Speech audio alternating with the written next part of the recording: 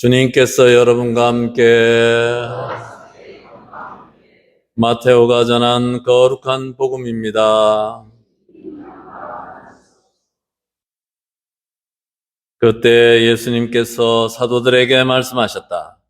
아버지나 어머니를 나보다 더 사랑하는 사람은 나에게 합당하지 않다. 아들이나 딸을 나보다 더 사랑하는 사람도 나에게 합당하지 않다.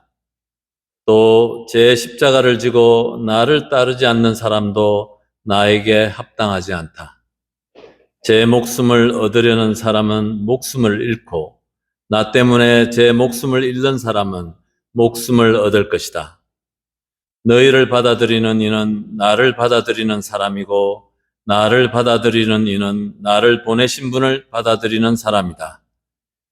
예언자를 예언자라서 받아들이는 이는 예언자가 받는 상을 받을 것이고 의인을 의인이라서 받아들이는 이는 의인이 받는 상을 받을 것이다. 내가 진실로 너희에게 말한다.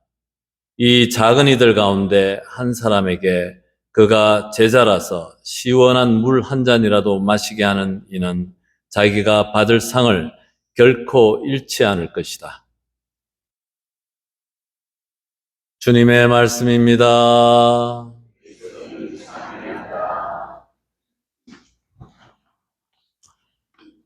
참 예수님,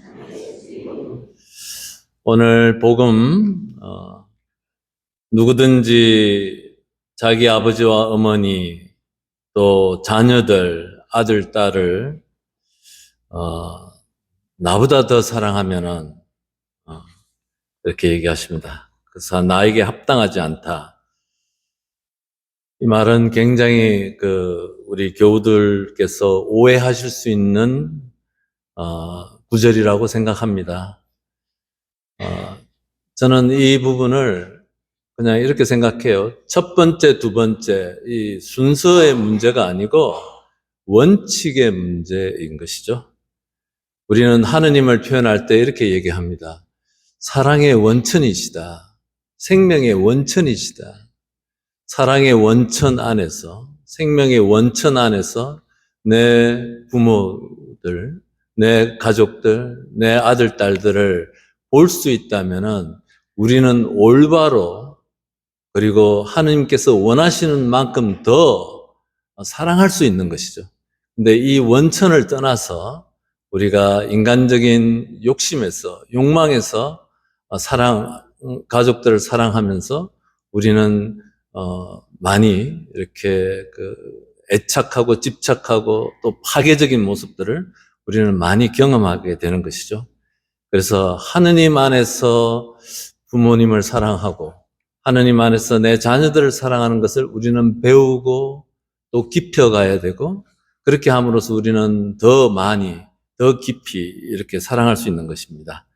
그래서 하느님께서는 부모 사랑하지 말라는 얘기 아니고 아들, 딸 사랑하지 말라는 얘기가 아니라 그 원천이신 그분에 충실할 때 우리는 더 올바로 사랑할 수 있다는 그 말씀을 하시는 것이죠.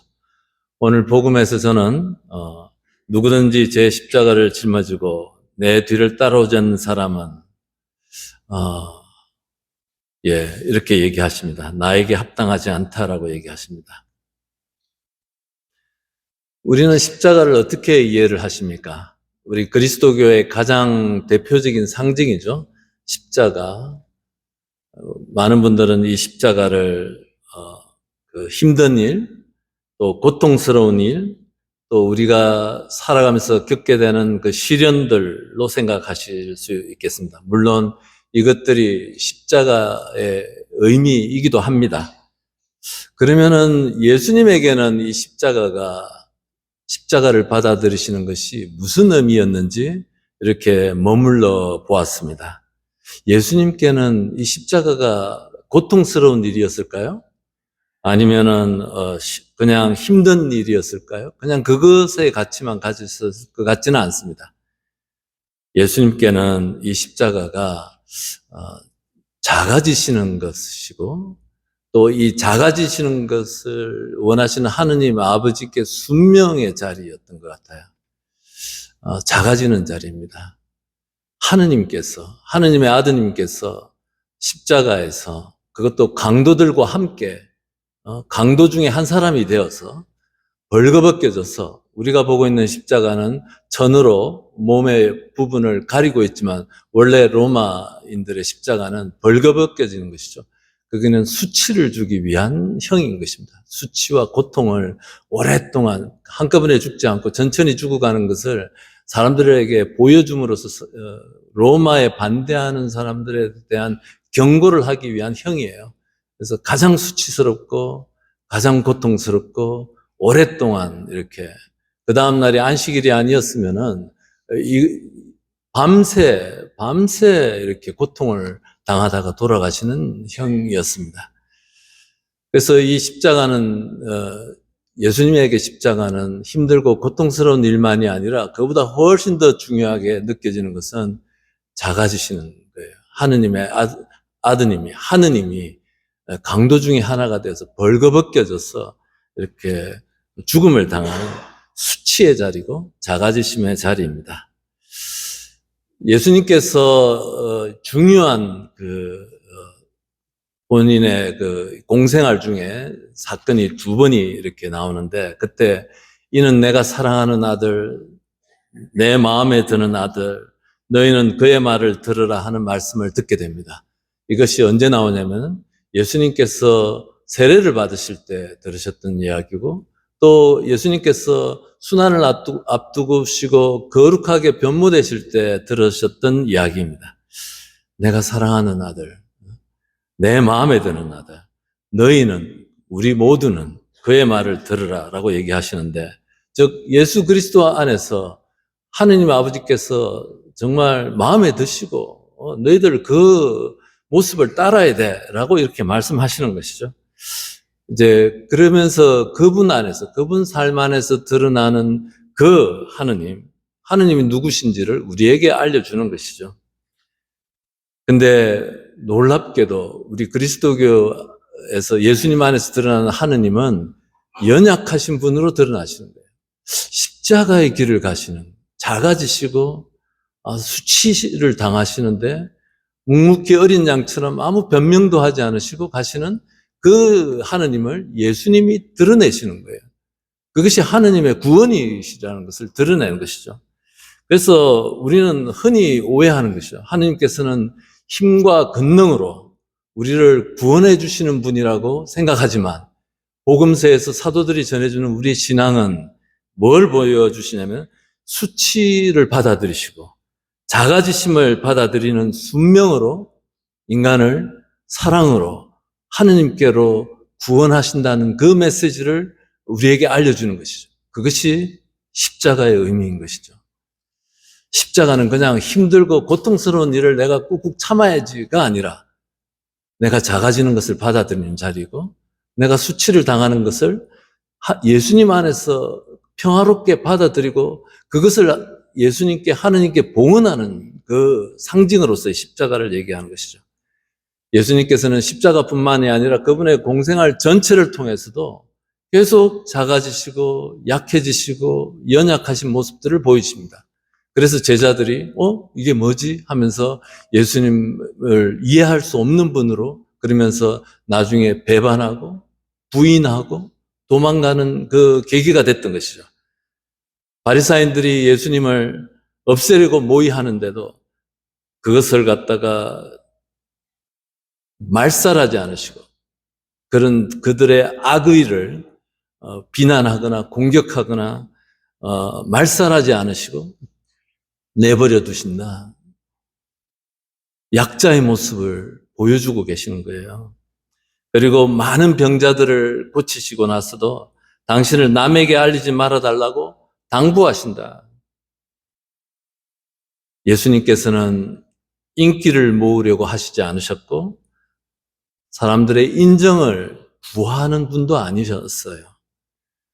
그냥 약함을 받아들이고 약자로서 그려지신 것이죠.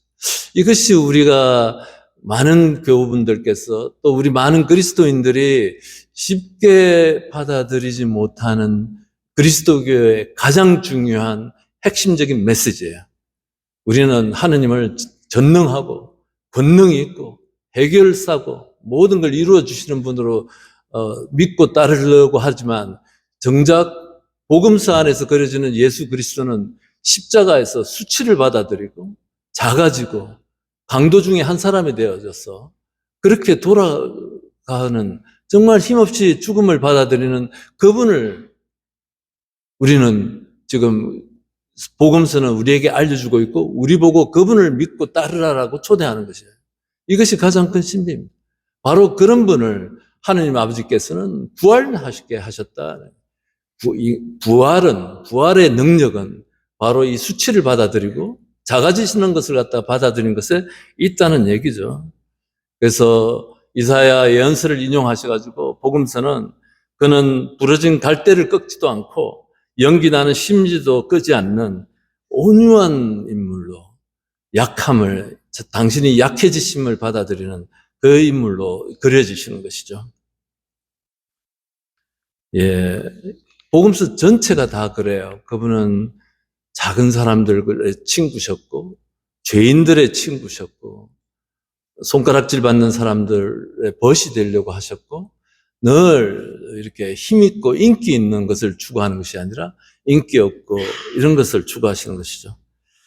이제 문제는 우리가 이런 그 십자가의 신비, 우리가 작아지는 것을 우리가 어떻게 신앙 안에서 받아들이는가 하는 것이 가장 큰 도전이고 가장 큰 숙제로 우리에게 다가오는 것이죠. 우리가 공동체 안에서 또는 다른 사람을 위해서 봉사하는 것들, 내 시간을 희생하는 것도 내가 작아지는 것이죠. 맞죠? 네, 작아지는 겁니다. 내 시간을 바보스럽게 딴 사람들 다 똑똑하고 영리하게 자기 좋아하는 것들 다 하는데 우리 주일날 이 귀중한 시간에 또 황금 연휴 그 시간에 와서 이 시간을 하느님께 봉헌하는 것들, 희생하는 것이고 내가 작아지는 것이에요. 그뿐만이 아니라 또 우리가 다른 사람들을 막 어떨 때는 뒤에서 비난할 때도 있지 않습니까? 앞에서보다는 우리가 주로 뒤에서 비난하잖아요. 그건 무슨 얘기냐면은 내가 너보다 잘났다는 거예요. 내가 그 사람보다 잘났다는 얘기를 지금 막 이렇게 하는 거예요.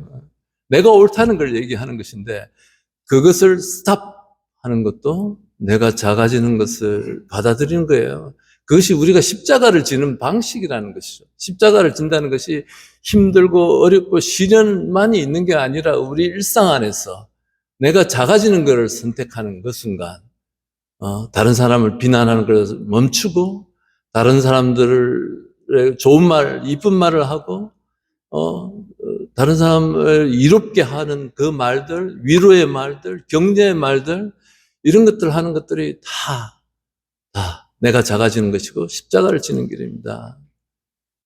우리는 본성적으로 원죄적 본성이죠. 이 본성적으로 나를 더 드러내려고 하고 내가 더 휘어잡고 영향력을 행사하려고 하고 다른 사람들이 내 말을 듣게 하려고 하잖아요.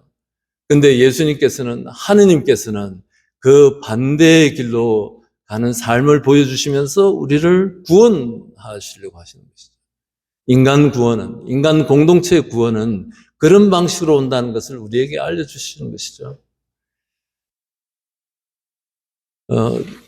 제가 사목을 하면서 너무 감사한 것들이 너무 많은데 힘든 것도 하나 있어요. 봉사자 구하기가 그렇게 어려워요. 이렇게 봉사자를 이렇게 좀 이것 좀 봉사 좀 해주시면 안 됐습니까? 이렇게 얘기를 하면은 그 신부님 예전에 다 했어요. 이렇게 얘기하는데 다 했으면 이제 못하는 겁니까?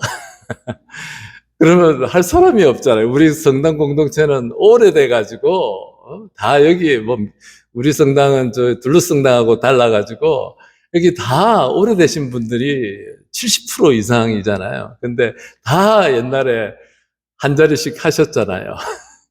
그래서 이제 뭘 부탁을 하면 다 했던 거야. 이제 다 이제 새로운 사람 하라. 새로운 사람이 있어야지 찾죠. 새로운 사람들이 아직 들어와 있지도 않고. 예, 또 그런 문제도 있지만 또 다른 문제도 있는 것 같아요. 봉사를 하시면서 다들 그 얘기를 하시는 거예요. 지난번에 우리 설문지 조사를 해보니까 공동체 구역 모임이 못 나가는 이유가 그 상처받기 싫다는 거예요. 서로 주고받고 상처받고, 뭐 상처라는 것도 뭐 뚜껑을 열어보면은 자세한 내용이 있겠지만 그 안에는 내가 작아지는 체험이 있을 거예요. 그죠? 내가 작아지는 체험이 있는 거예요. 그것을 상처로 받아들인 것인데, 예수님의 십자가를 지고 날마다 십자가를 지고 따르라는 말씀이 힘들고 어려운 것을 견뎌내라는 것이 아니라 내가 작아지는 것을 받아들이는 거예요. 그것을 내 힘으로 받아들이는 것이 아니라 예수 그리스도의 십자가를 바라다 보면서 신앙의 이름으로 하느님 때문에, 하느님을 위해서, 하느님의 구원을 위해서 내가 평화롭게, 내가 먼저 기쁘게 즐겁고 받아들일 수는 없겠지만 평화롭게, 가능한 한 평화롭게 다른 사람들에 대한 적의와 악의를 갖지 않으면서 그것을 받아들이는 것이 십자가를 지는 것이죠. 예수 그리스도께는 그것이 본인이 하느님께서 강도 중에 한 명이 돼서 수치를 당한 그것이 작아지고 또 그것에 순명하신 그 삶을 우리에게 보여주신 것이죠. 구원의 길로서 보여주신 것이죠. 그래서 우리가 이렇게 내가 작아지는 것을 받아들인다면은 우리가 공동체 안에서 또 봉사하는 것은 또 주위의 형제 자매들, 과거에 나에게 상처를 준 사람들이 어쩌면 하나님께서 나에게 보내신 선물로 다가올 것입니다. 그걸 통해서 내가 예수님의 십자가에 참여하도록 초대하는 거예요. 예수님께서 걸어가셨던 길이에요. 그래서 이 말씀을 하면서 강론을 마치고 싶은데, 하느님께서는 힘과 권능으로 우리를 구원하시는 것이 아니라 십자가를 통해서, 즉 십자가는 수치를 받아들이는 자리고 내가 작아지는 것을 받아들이는 자리다. 그걸 통해서 우리를 구원하시고 우리 공동체를 구원하시고 인간을 구원하시는 것이 하느님의 놀라운 계획인 것이죠. 그것이 그리스도교회의 가장 놀라운 신비입니다.